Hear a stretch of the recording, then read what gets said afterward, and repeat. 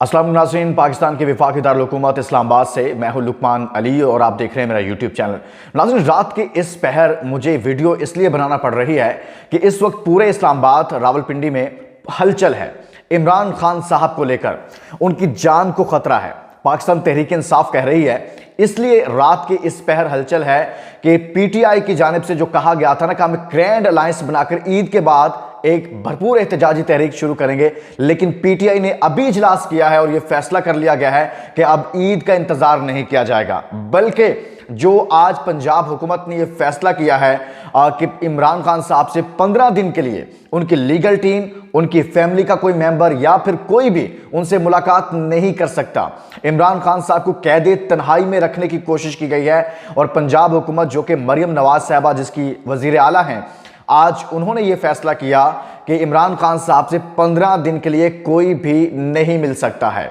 अब अली अमीन गंडापुर जो वजीर आला खैबर पख्तूनख्वा हैं, अब वो इमरान खान साहब से इस सारी सूरत हाल में जब ये डेवलप हुई है कि भाई हम नहीं मिलने देंगे किसी को भी 15 दिन के लिए, तो उसके बाद उन्होंने कहा कि मैं आ रहा हूं। अब उस पर पंजाब हुकूमत ने क्या कहा है और क्या वो उनकी मुलाकात होने जा रही है और अली अमीन गंडापुर क्या करने जा रहे हैं, ये मैं आपके सामने रखूंगा। लेकिन इससे पहले वो जो ईद का इंतजार किया जाना था, अभी इजलास हुआ है, क्योंकि पाकिस्तान तहरीक इंसाफ की क़यादत में इस वक्त इमरान खान साहब की जान को लेकर और उनकी हिफाजत के मामलात को लेकर बेचैनी है और पूरी तरह से उनका कारकुन जब से ये पता चला है कि उनसे 15 दिन के लिए कोई भी उनसे मुलाकात नहीं कर सकता, अचानक से पाबंदी लगा दी गई है, उसकी वजह क्या है, उसके बाद से ये सूरत हाल डेवलप हुई है। अभी अली जफर साहब जो पाकिस्तान तहरीक इंसाफ के सीनियर रहनुमा हैं, कानूनदान हैं, उन्होंने कहा है कि भाई हम जो आज सूरत हाल डेवलप हुई है, इसके बाद हम किसी सूरत भी ईद का इंतजार नहीं करेंगे कि हम ईद के बाद एहतजाज करें,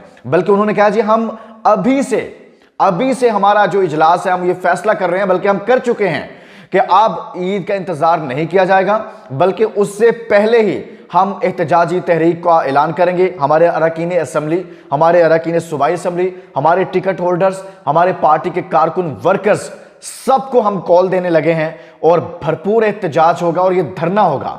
और ये धरना कहीं और नहीं, बल्कि उन्होंने कहा कि अडयाला जेल के बाहर होगा और अडयाला जेल में इसका पड़ाव हो सकता है। अब पाकिस्तान तहरीक इंसाफ को यह फैसला क्यों करना पड़ा है? आज मरियम नवाज साहबा की हुकूमत ने, जो कि वज़ीर आला पंजाब हैं, उन्होंने अचानक से एक नोटिफिकेशन जारी कर दिया जी कि पंजाब की जेलें, जिनमें अडयाला जेल, अटक जेल, डीजी खान और ये 4 जेलें, और इनके अंदर जो है खतरा है दहशतगर्दी का, लिहाजा अब भाई मुलाकात क्यों नहीं हो सकती? लीगल टीम, एक या 2 लोग या एक बंदा भी क्या मुलाकात नहीं कर सकता? इससे क्या एक बंदा जो कि जिसको पूरा पाकिस्तान जानता हो, बैरिस्टर अली जफर को कौन नहीं जानता, क्या नाम है, जो गौहर खान है उनको कौन नहीं जानता, या कोई और सलमान अकरम राजा हो, कोई भी लीगल टीम का बंदा उनसे मिलना चाहे, क्या ये लोग दहशतगर्द हैं? अगर ये मिलने जाएंगे तो क्या उनकी बहनें जो उनसे मिलने जाएंगी, अलीमा खान, क्या वो दहशतगर्द हैं? क्या पाकिस्तान के सीनियर कानूनदान जो उनकी लीगल टीम का हिस्सा हैं, क्या ये सब लोग दहशतगर्द हैं कि आप इनको भी नहीं मिलने दे रहे? यानी कि ये कैसा सिक्योरिटी का सिस्टम है कि आप एक ऐसा बंदा जो साबिक प्राइम मिनिस्टर रहा है, उसके ऊपर आपने 100, 150, 200 के करीब केसेस बनाए हुए हैं, आप उसकी लीगल टीम से उसको दूर कर रहे हैं, आप उसकी फैमिली से उसको दूर कर रहे हैं, और फिर क्यों ना वो शुबा हो कि उससे पहले इमरान खान साहब पर फायरिंग हो चुकी है वजीराबाद में, और उस खदशे का उससे पहले वो इजहार कर चुके थे कि मेरे पर हमला होना है, और उन्होंने उस वक्त भी कुछ नाम भी लिए थे, और उसके बाद वही हुआ, उन पर हमला हुआ, फायरिंग की गई, उनको गोलियां लगी और खुदा करके अल्लाह ने उनको बचा लिया। लेकिन अब एक मरतबा फिर ऐसी सिचुएशन डेवलप हो रही है जिसमें पीटीआई ये कह रही है, अलीमा खान ये कह रही हैं कि इमरान खान साहब की जान को खतरा है।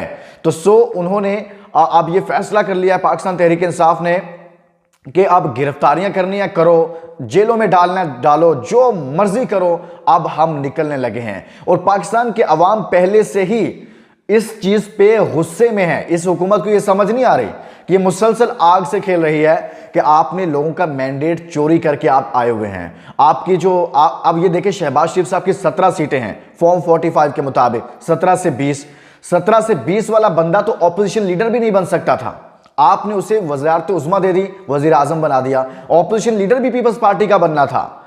तो आपने एक ऐसी ऐसी हुकूमत बनाई है कि लोगों का मैंडेट, फिर वजीर आला पंजाब को देखें मरियम नवाज साहबा को, उनका अपना मैंडेट क्या है।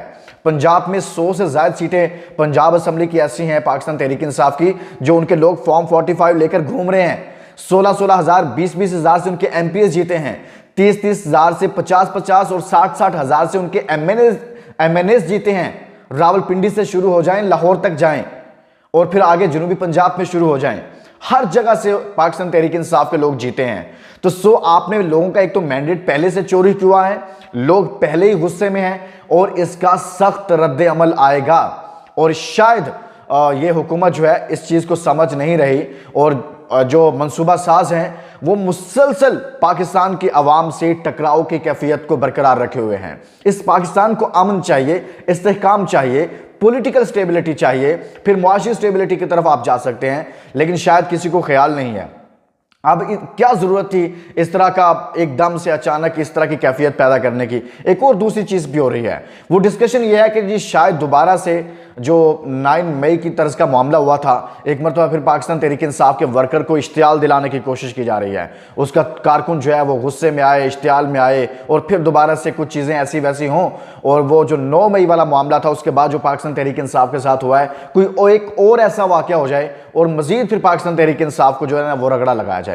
एक ये भी इसका पहलू है, लेकिन सबसे अहम चीज़ यह है कि इमरान खान साहब की जान है कि भाई आपने उनकी लीगल टीम को तो कम से कम उनसे मिलने दिया जाए। तो लिहाजा अली अमीन गंडापुर ने कहा कि जी मैं मिलना चाहता हूं, वजीर आला खैबर पख्तूनख्वा हूं।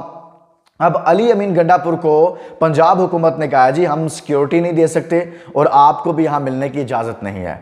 अब मुझे बताएं, एक पूरे सूबे का वजीर आला है, वो दहशतगर्द है? इससे बड़ा कोई ब्लंडर हो सकता है पाकिस्तान के अंदर? यानी कि ये तो बिल्कुल ही ना यहां पर जमहूरियत, ना यहां पर आइन, ना यहां पर कोई कानून नजर आ रहा है।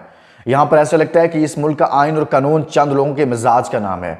तो दोस्तों ये एक ऐसी स्टोरी डेवलप हुई जो मैं आपके सामने रखना चाहता था। अल्लाह ताला पाकिस्तान की हिफाजत फरमाए और वो लीडर जिसको पाकिस्तान के अवाम लाइक करते हैं, पसंद करते हैं, कोई भी हो, अल्लाह ताला उनकी भी हिफाजत फरमाए। और दूसरी चीज़ ये है कि मैं जो लोग फैसला साज हैं उनको सोचना चाहिए कि हम आखिरकार पाकिस्तान को अपनी अना के लिए अवाम ने 8 फरवरी को रेफरेंडम, वो मेरे नज़दीक वो इलेक्शन नहीं था बल्कि वो एक रेफरेंडम था और अवाम ने अपनी राय दे दी हुई है। आपको मानना पड़ेगा इसको, वरना कुछ सालों के बाद तारीख आपको बहुत ऐसे अल्फाज में लिखेगी जैसा उसने इससे पहले बहुत सारे लोगों के बारे में लिखा है और फिर आप सर छुपाते फिरेंगे, मुंह छुपाते फिरेंगे, आपकी औलादें मुंह छुपाती फिरेंगी।